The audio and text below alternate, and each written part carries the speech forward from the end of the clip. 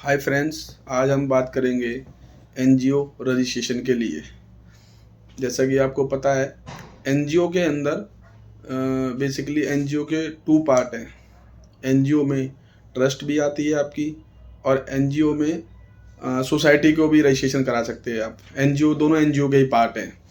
जैसे कुछ लोग होते हैं, वो लोग सोचते हैं कि हम अपने समाज के अंदर कुछ समाज सेवक का वर्क करें, काम करें।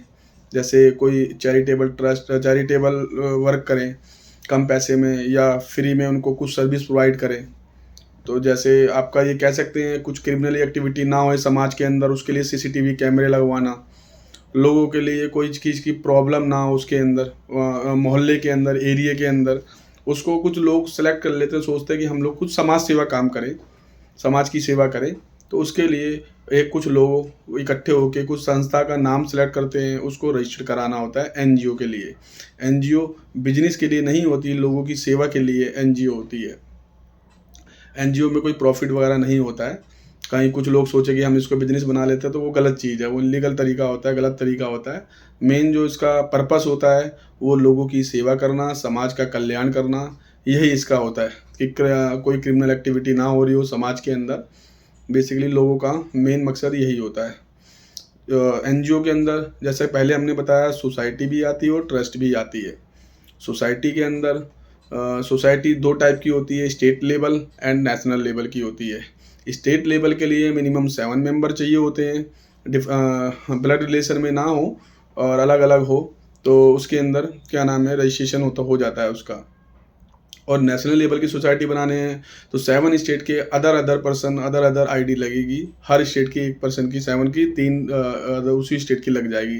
10 मेंबर होने चाहिए उसके अंदर, वो नेशनल लेवल की सोसाइटी हो जाती है। दूसरी तरफ अगर आप ट्रस्ट रजिस्ट्रेशन के लिए जाते हैं, ट्रस्ट के लिए 3-4 बंदे, 2-3 बंदे से रजिस्टर्ड हो जाती है ट्रस्ट। और ट्रस्ट ऑटोमेटिकली नेशनल लेवल पे आप वर्किंग कर सकते हो। चाहे अलग आपने दिल्ली में रजिस्ट्रेशन कराया जैसे, तो बम्बई में भी उसका ऑफिस बना सकते हैं, गुजरात में भी ऑफिस बना सकते हैं, यूपी में भी बना सकते हैं, अदर स्टेट में बना सकते हैं।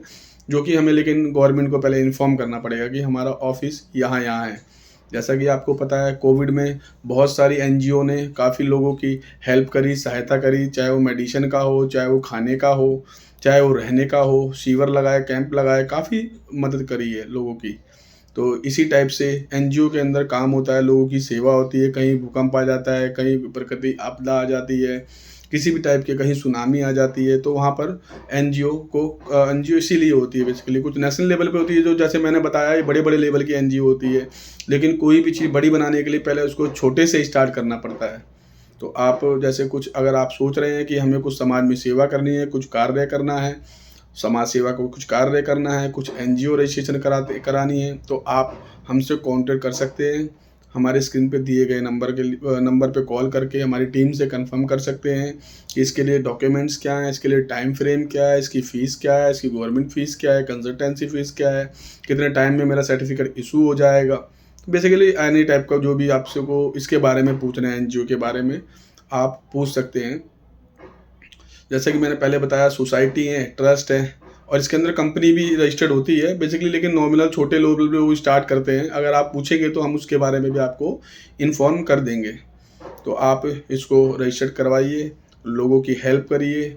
अगर आप इस सोच रहे हैं ऐसा करने के लिए, तो आपको उसको रजिस्टर्ड कराना चाहिए। इसका ट्रेडमार्क भी कराना चाहिए। बेसिकली क्या होता है, कभी कभी ट्रेडमार्क भी इसके अंदर आपका जो नाम है, लोगो है, जो भी आपका एनजीओ का लोगो है या नाम है, उसको ट्रेडमार्क भी रजिस्टर्ड कराना चाहिए। क्योंकि जब वो आपका नामी ग्रामी ट्रस्ट हो जाती है, काफ़ी बहुत अच्छी अच्छी ट्रस्ट नाम जो नामी ग्रामी हो जाती है, कि लोग फिर देखते हैं कि यार ये ट्रस्ट तो काफ़ी आगे पहुंच गई, तो हमको इसकी कॉपी करनी चाहिए, तो लोग कॉपी कर लेते हैं। अगर आपने ट्रेडमार्क में रजिस्ट्रेशन नहीं कराया तो उसका राइट पहले हो जाता है उस ट्रस्ट पे। इसलिए आपको ट्रेडमार्क में भी इसको रजिस्टर्ड कराना चाहिए, अपने सेफ्टी के लिए, ट्रस्ट की सेफ्टी के लिए बेसिकली।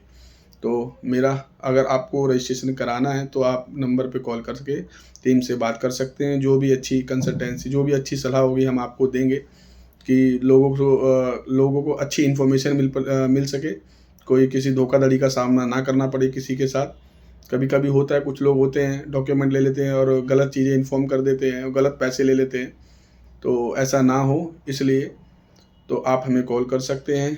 एनजीओ के बारे में जैसा मैंने पहले ही बता दिया है आपको, कि चैरिटेबल ट्रस्ट है, एनजीओ है, सोसाइटी है, ये सब एक ही पार्ट है, बस इनके एक्ट अलग अलग है, वर्किंग बेसिकली एक ही है इनके अंदर, और कोई प्रॉफिट इसके अंदर नॉन प्रॉफिट ऑर्गेनाइजेशन ये होती है।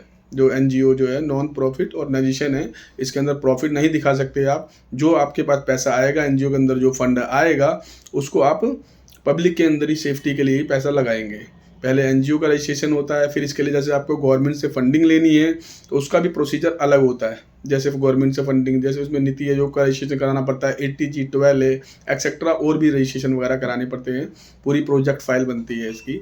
तो अगर आपको अपने एनजीओ रजिस्ट्रेशन करवाना हो, इसके बारे में कुछ पूछना हो तो आप हमसे संपर्क कर सकते हैं। Okay, thank you. प्लीज़ इस वीडियो को शेयर करिए, लाइक करिए, सब्सक्राइब करिए। Thank you.